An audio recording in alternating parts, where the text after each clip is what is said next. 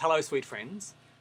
So, COVID is raging, and it's shining a spotlight on all the things in our world that are vulnerable and not as strong as we once thought. And as well as the economy and our healthcare systems and the education system, all sorts of things like that, one of the things that it highlights is that as herbalists and naturopaths, we're ill-equipped to deal with pandemics and infectious diseases, right? Because for the last couple of generations, the epidemics of our time have been chronic diseases. But up until the turn of the century, Western herbalists using Western herbs were cutting their teeth on pandemics or epidemics like COVID and worse. Our history contains an enormous amount of law about how to approach these kinds of diseases, but they're very different to chronic diseases, and it requires different models, sometimes different herbs, and different language, right, than is used today. So in order to plug some of the gaps, I'm here today with my wonderful apprentice, Miriam Latif, and together we're going to explore the maps and models that you need to be able to approach infectious diseases with confidence. And we're going to do this for Western herbalists and naturopaths, using Western herbs predominantly. Sometimes we'll draw upon other traditions, but overwhelmingly this is about the European Western tradition. Yeah, and we're also going to use a Western language. Yes. So the first thing that I wanted to ask you about is that you mentioned that we lack a language for being able to explore the stages of infectious disease. And so a good place to start, I guess, would be to explore the nature of acute infection and bring in some of the language we can use from our own Western tradition. Yeah, okay. So lacking language, this is definitely the case from my perspective. When an indigenous culture loses the last elder that speaks their language, that culture is dead, right? Now, traditional medicine in the West has pretty much lost its traditional language. Like you ask any herbalist, what's a good herb to treat black bile problems? You know, or, you know, a plethora of blood. You know, they won't have the language around that. They don't have the language necessarily to read our traditional texts. You know, like they can read Dioscorides, but maybe not Culpeper, right? These core texts. So we've lost our own language. And that language is the language of vitalism and humoral medicine. And it's similar to Ayurveda and Chinese medicine.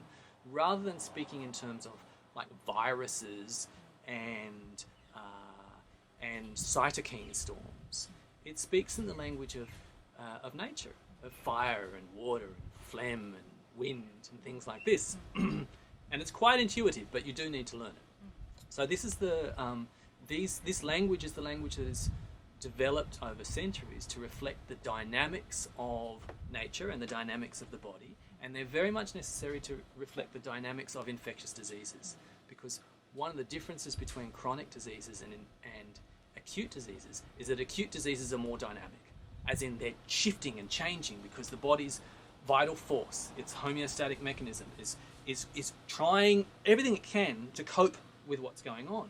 And at times it can cope by raising the temperature. At times it'll cope by vomiting. At times it'll cope by trying to sweat it out or purge it out. It's doing all these different things. And we need to support the body rather than treating coronavirus, for example, or treating a virus, right? We need to support the patient, the client, the human being, the animal, and as they combat whatever is going on. And that means that we need a language that enables us to approach the dynamics of what's going on, right? And so that's the language. We need to be able to talk about when somebody has COVID or any other acute infection, it's not always the same, right? At the start, they've got a runny nose, and then they could end up with a swollen throat, and then it could progress to very like sticky, mucousy kind of cough that they can't expectorate on. And each one of those phases needs completely different treatment. And if you just use antivirals and anti-cytokine medicines, you're going to get really mediocre results, which is where naturopaths are kind of left at the moment, you know, just drawing upon the medicines that have that research attached to it. So what I hear you kind of saying, and just to clarify, is that during the different stages of an infection, each stage has a different sort of nature and a different sort of signature. And I guess, is that what you're saying? Yes, absolutely. Yeah? Yes. And so... It's about the constitution of the disease in one regard. Yeah. What kind of disease is it? And so in homeopathy they use the term genus epidemicus, the constitution of the disease, and what is the nature of this particular disease. But then it's also about the constitution or the dynamic, the spirit, the internal dynamic of those phases of the body as it wrestles with it. And at one particular stage, we could say, you know, it's a hot stage. And at another stage, we could say it's a cold stage, or, you know, simple language like this. And then the utility of being able to speak that language and recognizing the nature of each stage lets us be quite specific and nuanced with the plants and the approach that we take with that stage. Absolutely. So we know in the modern world that we've moved beyond evidence-based medicine to the necessity of individualized medicine, right? And that this is the cutting edge because evidence is looking at everyone, but what about the different genotypes and phenotypes and the individuals inside that, right? And so traditional medicine was always individualized medicine. But in order to do this, we need to be able to do two simple things, right? We need to have a language to describe the dynamic of the condition that somebody has, right? Is it a hot condition, a cold condition? Is it a condition of the blood or the bile or the liver or the spleen, right? We need dynamics around that. And then we need a language around the dynamics of herbs. Is this herb a hot herb or a cold herb? Does it drain bile or what does it do, right? And then you match those two together. Whether you're a homeopath, an eclectic physician, or an Ayurvedic practitioner, in different ways you match them, but it's just matching the dynamic of the condition and the dynamic of the herb. And so you need a language that unites that. This dynamic is, we're going to call it hot. And this dynamic we're going to call cold. Therefore, we'll put them together to support the body whilst it's in this particular way. And there's a gap there because we often hear a lot of Chinese medicine terms being thrown around and Ayurvedic terms being thrown around, but what we're going to explore here are our traditional Western terms. Absolutely. Yeah. And so, although my background is in Chinese medicine, I've spent a lot of years studying Ayurvedic medicine, Tibetan and Mongolian medicine as well. My deepest passion is for the Western tradition because that's my own roots, my ancestral tradition. And I just have to say that it is every bit as amazing, every bit as capable of responding with depth to the crises of the modern world as the more popular Far Eastern traditions at this point in time. And so it's definitely about a second renaissance of rebirth in connection to our own roots here. Okay. Yes. So if we can start to get into the actual system. Okay. So I remember previously we were talking about concentric circles of layers of the body. Yes. Can you explain a bit more? Okay, yeah. So where we start with the basics here, the absolute basics of infectious diseases is really intuitive, is that when you've got a runny nose, you understand that if it then end up with tonsillitis, that it's worse, right? Things have gotten worse. And then if it goes from tonsillitis to bronchitis, then you can say, well, it's gotten even worse. And if it goes from bronchitis to some sort of systemic inflammatory response syndrome where, you know, you can kind of a toxic shock and all sorts of things breaking down, you know it's gotten really bad, right? And so we have this sense that, you know, things get worse, right? And as they get worse, then they go from less important and superficial structures, like the mucous membranes of the nose, to the most important structures, which are the organs, right? And so we've got this hierarchy of needs, and the body is constantly trying to keep the problem at the least important level.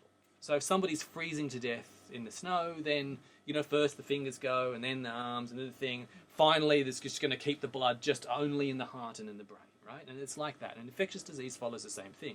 And the body's response is always, let's try and keep it at this level here, right?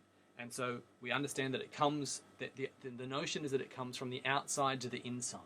And in modern terms, outside means less important and inside means most important. And so those of you that studied naturopathy or Western herbal medicine will recall Herring's law, right? Now, Herring's law isn't really a law.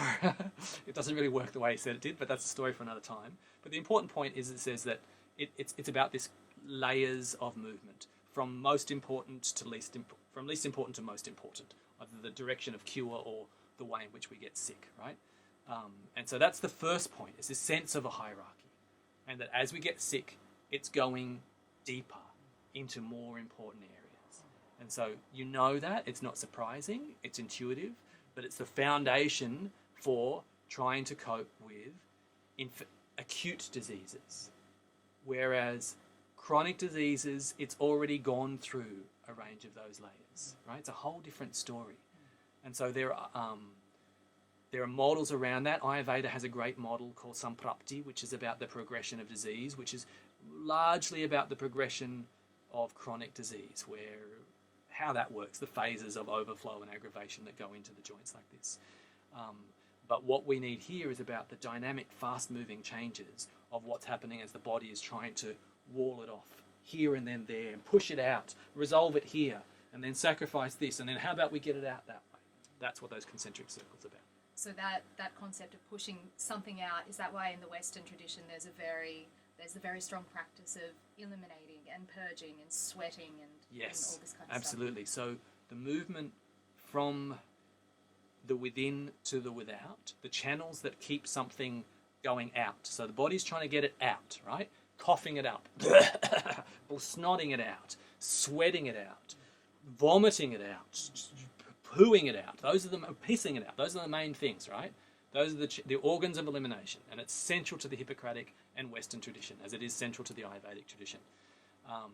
And they are the channels through which the pathogen itself exits the body. Now, from one perspective, we say, well, the pathogen isn't leaving the body that way. It's not really viral shedding necessarily. It's actually the metabolic byproduct of the immune system's focus, right? Is that the body is, as it is, the white blood cells are encountering the pathogen, then they accumulate as, mucus, etc., in the nose that we're getting rid of in this way. Same like a boil or something like this. But those are the channels through which things go out, and we want to get things out. And acute diseases are out that way, right? So the idea is that because acute infectious diseases are so dynamic, there's a lot of reactivity from the immune system in the body and a lot of metabolic waste being built up. So that's why we constantly need to be... That's right. We need to keep those channels open is one of the pieces, right? And so people don't die of COVID eventually. They don't die of the virus. They die because their organs failed. And their organs failed because of the metabolic crisis, the burden of things that couldn't be processed. And so acute disease, we can have reframed in the past as a crisis of elimination. A crisis of elimination. That's one of the Western ways, right, that we would understand it. And so this is one of the bits that's going to become really important as we go through the different phases of why is it important to talk about opening up the channels in this particular way. And this is exactly how Chinese medicine treats them as well. And so just as a quick aside, of all the traditions, Chinese medicine has perhaps the most sophisticated methodologies and principles around acute disease progression and how to combat it. And rather than just getting a foundational text and then sort of sitting on it for 2 millennium, so sort of like we did in the West, after Galen, and like they did in Ayurveda after Sushruta, nothing sort of changed. The Chinese kept adapting and kept working with those foundational concepts, and they weren't good enough for the dynamics of acute diseases. So they came up with these two very different approaches. The treatment of cold diseases, and then 1,500 years later, in like 1600, the development, the treatment of hot diseases. And it's what they learnt from wrestling with infections, wrestling with epidemics. And they've got like 500 recorded in their history of how they dealt with these particular processes. And that creates models that are quite complex and are very difficult for Western herbalists to get their head around, but involves these ideas, right, of concentric circles, and it's inside the language of meridians and stuff in Chinese medicine. It's a bit abstract for us, but the same principles are there in the heart of our Western tradition. And so a great example of that I've spoken about before is the Thompsonian system. So the Thompsonian system of herbal medicine is a unique school that emerged in America from Samuel Thompson, and it emerged at a time when what you needed from a root doctor, from a herbalist, or any physician, was to help you survive epidemics. That's what it was, right? That's what they were dealing with. They weren't dealing with diabetes and autoimmune diseases and allergies and food intolerances and anxiety. That's not what it was. People were dying of cholera and sweating sicknesses and yellow fever and all that sort of stuff. And Thompson developed a system based upon, I think, a goodly amount of Native American lore as well. It seems like there are Greek influences, but there's also clearly, he claims he learned a lot from Native American root doctors. And his theory of disease is very, very simple. And it is that, because his theory of disease is about really the theory of acute disease. And he says that all disease, acute disease, is caused by cold. And what cold does is so you go outside and you go swimming and you get cold and you get wind, you get winter and all that sort of stuff. It closes the pores and it stops the process of elimination, right? And that health, the nature of vitality, the nature of the vital force, the nature of being alive is heat. When you're alive, you're hot and burning and everything's going, and when you're dead, you're cold like a corpse. And so this is the terms that he thought in traditional medicine. And so he said that the treatment of all disease was very, very simple, and that you needed to increase the body's innate heat. And by that we mean all of its processes, in a way. Heat means activity and processes. It's not just something with a temperature. We need to keep everything moving and going, and they use stimulants for this. And he would use lobelia to keep the channels open, sweating and vomiting.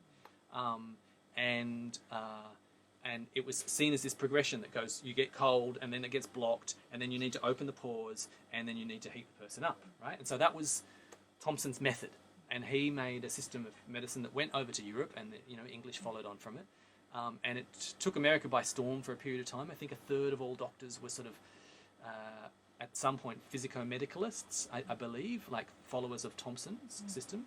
And they were using this method, which is of sweating and vomiting and increasing core metabolic activity through eating herbs. Does that make sense? Yeah, that does make sense. And I think we were talking about before how a lot of these concepts are actually deceptively simple. So when we think of cold, we can understand how we shiver and we contract, and that's about the contractive closing nature of cold and how it kind of closes our pores. And then when things are warm, they open, and butter melts and things disperse and the molecules go away from each other. So I just wanted to bring that up so people can get a bit more of a kind of literal sense of how these things work. Yes, and nothing's really literal in traditional medicine as well, is the other point. They're all images. It's all images, and that's why it's so easy to dismiss, because they sort of seem childlike. And when we talk about pores, opening the pores, the other point to realise is from Greek medicine through, the notion of pores is not something that is limited to the pores on the skin. It's that, so something that opens the pores, it certainly does open the pores on the skin, but every organ, and then following Virchow, every cell has pores. And so these are the channels that make it porous, that make it a membrane, that allow things to go in and out. And so we need elimination to take place as metabolic processes occur. And so in order for an immune response to happen, then there's metabolic processes as well that deal with the waste of that war, of the immunological war. And the pores, something that opens the pores, opens up the membrane of every cell in the body. It opens up the membrane of the liver and the lungs. It opens up the membranes of it opens up the skin as well. It opens up all those pores, and it helps the process of elimination to take place, which is one crucial part outside of stimulating immunity, right? Which we've got in the modern world. We've got this immune herbs. There's all this other language that's necessary that becomes really relevant in COVID, and we can maybe get to that later. So they're the main dynamics that we're talking about when we're talking about Thompsonian, physio-medicalist. Yeah, that's right. And so that was the model, right? And it's following that same kind of thing. You can see the same language that's happening there. The other language that needs to happen is that Thompson had a method, right? He had his cookbook method, and he applied it to everyone, right? And that's how it was. And so you could learn it, you could become a herbalist, you pay your penny, whatever it was, and you get the method printed, and you weren't allowed to tell anyone else, and you learned, first I do this, then I do that, then I do this, then I use this medicine, old number 1, and then I use old faithful number 3. And in the Greek tradition, in the classical era, we had a Methodist school, and the Methodist school was, as opposed to the dogmatic school, the school of principles, where there's firm ideas behind medicine, the Methodist school had a method. And rather than Thompson, it was Tennyson, I believe, was this the classical author. And his method was based upon a very simple theory. It said, all disease is caused either by constriction or dilation, right? And he said, sometimes it's a mixed case as well. And so this idea of constriction and dilation is something that Galen uses as well, and that runs through our entire Western tradition. So it's important we reintroduce. In Chinese medicine, we're talking about tonifying and sedating, right? And you talk about interior and exterior. We've got these couplets like this in Chinese medicine. And in the West, that's one that comes through. And Galen picked up, even though he had his own dogmatic school, and he picked up that terminology as well. And so when the pores are closed and blocked, then we need to relax, open, disperse, right? When they are too open, then we need to firm up and astringe. And what they said at that time was that when they're too closed, then the atoms, is what Tennyson said, but he meant something like, Galen said elements, the elements, and they both meant something that's kind of like pneuma as well, couldn't flow.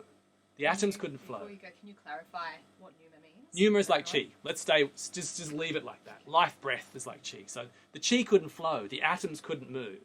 The elements couldn't flow around. Metabolic processes couldn't happen. When it's constricted, the core stuff can't take place. Metabolic processes, chi can't flow. When it's dilated, then it hemorrhages atoms, pneuma, and elements. And we start losing vitality in that way. It's too open. And so at a gross level, that could be when you're just like sweating yourself to death with a sort of terrible malarial fever or something like that. Or, one of these kind of things. So it's both humoral and literal and energetic and dynamic. Did that make sense? Yeah, that does make sense. So health is a balance. We don't want to be too closed or too open. That's right. Yeah. Really nice, yes. And these core gestures are fundamental to the practice of Western herbal medicine in our whole tradition, right? To know when to just say, this person needs shoring up, and you can see the people that come in that are just like that. It's just like, and we could give them oak. So they're strong like an oak, which is an astringent as well, and it was a tonic at that particular time. People don't do that anymore, but it was, and you see a little old lady, in Ayurveda they could say, oh, they're very vata, or Chinese medicine say they're very kidney deficient, or they have their different language around it. They're too open. We want to shore them up. Everything is strengthening them. You do this anyway in your practice, and this is the language. Or you can see someone that is too closed, and their blood pressure is high, and things are hot, and it's tense, and they're toxic, and you put them on a detox. Yeah. And when you're putting them on the detox, you're kind of opening, you're dispersing, you're opening up all those channels, getting them all moving because it's all blocked. Those are the two terms, and we're going to need to come to those terms at different points as we go through the different phases, right? And before we finish this introduction, then the phases that we're going to look at as we go through them are really quite simple. And I've adapted aspects of the Greek tradition and the language of the Greek tradition whilst drawing upon the experience of Chinese medicine as well, because they've got all this wonderful experience in this. And I think traditions are living traditions, and they're always learning and always growing. And so it's fine for us to learn from other traditions, but it's very much based in the West Zone. And so the language that I'm introducing here for this is about these 4 layers, these 4 phases of acute disease progression, right? And the first phase we're going to look at is what's traditionally called wind, where the pores get closed, and it's a sort of superficial layer. It's right at the beginning of the outset. The second layer is what is hot and inflammatory, and things progress, and it goes a little bit deeper. The third layer is where the fluids get involved, and one of those ways that they get involved is that mucus congests and lymph congests, and then there's some other complications there as well. And the fourth layer, which we're unlikely to treat in the modern world, and we hope we don't treat, is the layer of the blood, is the final layer, right? And that's where things get really, really tough. And I'll speak about that in the fourth section, but that's when things are falling apart. We've got organ failure, and it's a very particular piece at that point. So it's very simple. We're just going to look at 4 layers and what happens at each layer and how you support as something gets deeper and how to try and keep it open so that the body can throw it off. And whether that's COVID or whether it's the next epidemic that comes along, these principles will apply. And where possible, I'll try and give some reference to the clinical pictures of COVID as well. So I'm going to attempt to just summarise a little bit what we've just talked about. Basically, we're developing a language from traditional Western medicine, and a couple of the words that we've extracted here are constriction and dilation Yes. as well, and talking a bit about hot and cold dynamics as well.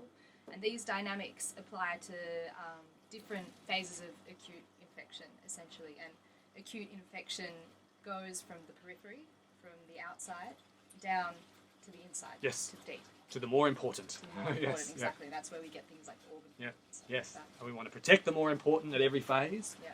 and try and channel it out through those channels of elimination and drain it out, detoxify and open, support, nourish, but keep it open in these other ways Great. so that it can go out, gone. Okay, and we're going to use this language to describe each stage of infection and match the nature of the stage with some plants, Yes. basically, with the nature of different kinds of plants. That's exactly what we're going to do. Great. We'll see you in the next instalment.